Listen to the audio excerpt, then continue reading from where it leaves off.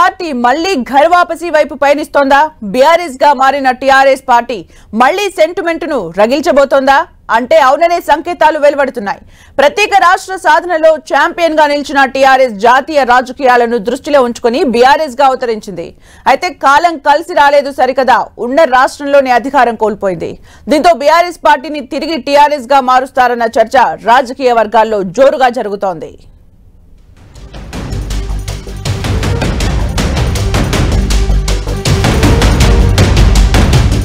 తెలంగాణ రాష్ట్ర సాధన లక్ష్యంగా కేసీఆర్ ఏప్రిల్ 27, 2001లో తెలంగాణ రాష్ట్ర సమితి పేరుతో పార్టీని ఏర్పాటు చేశారు.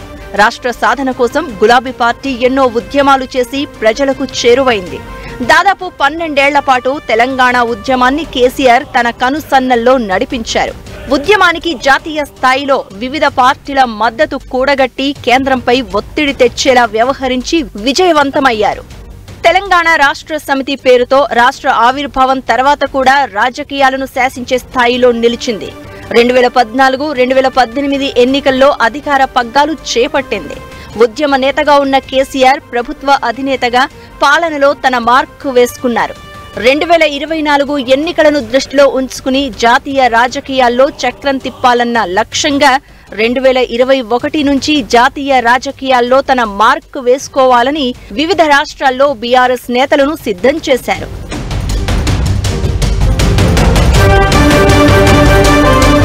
మహారాష్ట్ర, ఒడిశా వంటి రాష్ట్రాల్లో భారీ మద్దతు దక్కడంతో తన ప్రణాళికలను జాతీయ రాజకీయాల్లో అమలు చేసే ప్రయత్నాలు మొదలుపెట్టారు గులాబీ బాస్. అందులో భాగంగా తెలంగాణ రాష్ట్ర సమితి పేరును అక్టోబర్ 5, 2022వ సంవత్సరంలో భారత రాష్ట్ర సమితిగా మారుస్తూ నిర్ణయం తీసుకున్నారు. పార్టీ పేరు మార్పు తర్వాత మునుగోడు ఉప ఎన్నికల్లో బీఆర్ఎస్ అభ్యర్థి విజయం సాధించడంతో బీఆర్ఎస్ తొలి విజయంగా నమోదు చేసుకుంది. మరో ఏడాది లోపలే జరిగిన అసెంబ్లీ ఎన్నికల్లో బీఆర్ఎస్ పార్టీ ఊహించని విధంగా ప్రతిపక్ష పార్టీగా అవతరించింది. ఈ ప్రభావంతో పొరుగు రాష్ట్రాల్లో విస్తరణపై కేసీఆర్ ప్రస్తుతం ఆసక్తి చూపడం లేదు.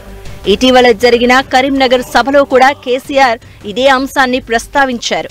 కానీ పార్టీ నేతలు మాత్రం తమకి బీఆర్ఎస్ పేరు కలిసి రాలేదని, పార్టీ పేరును తిరిగి తెలంగాణ రాష్ట్ర సమితిగా మార్చాలని డిమాండ్ చేయడం మొదలుపెట్టారు.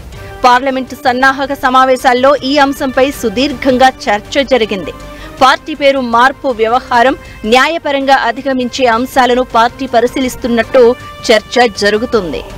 ఈ నెల 27న పార్టీ ఆవిర్భావ దినోత్సవం నిర్వహించే అవకాశం ఉండడంతో ఆ రోజు నాటికి పార్టీ పేరు మార్పుపై అధినేత కేసీఆర్ నిర్ణయం తీసుకునే అవకాశం ఉందన్న ప్రచారం గులాబీ నేతల్లోనే జరుగుతోంది. మాజీ మంత్రి ఎర్రబెల్లి దయాకర్ రావు పార్టీ పేరు మార్పుపై తన అభిప్రాయాన్ని మరోసారి స్పష్టం చేశారు. బీఆర్ఎస్ పార్టీ అంటే టీఆర్ఎస్ మాత్రమే చూస్తాను అనుకో, అదే టీఆర్ఎస్ పార్టీ తరఫున నిలబడదాం.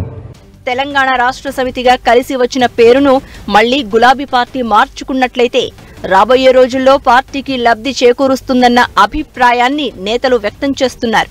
పార్టీ పేరే ఇబ్బందికరంగా ఉన్నట్లయితే అసెంబ్లీ ఎన్నికల్లో 39 స్థానాలు కూడా వచ్చేవి కాదన్న వాదన కూడా వినిపిస్తోంది. అధినేత ఎలాంటి నిర్ణయం తీసుకుంటారు అన్నదానిపై నేతల్లో ఆసక్తి ఉంది.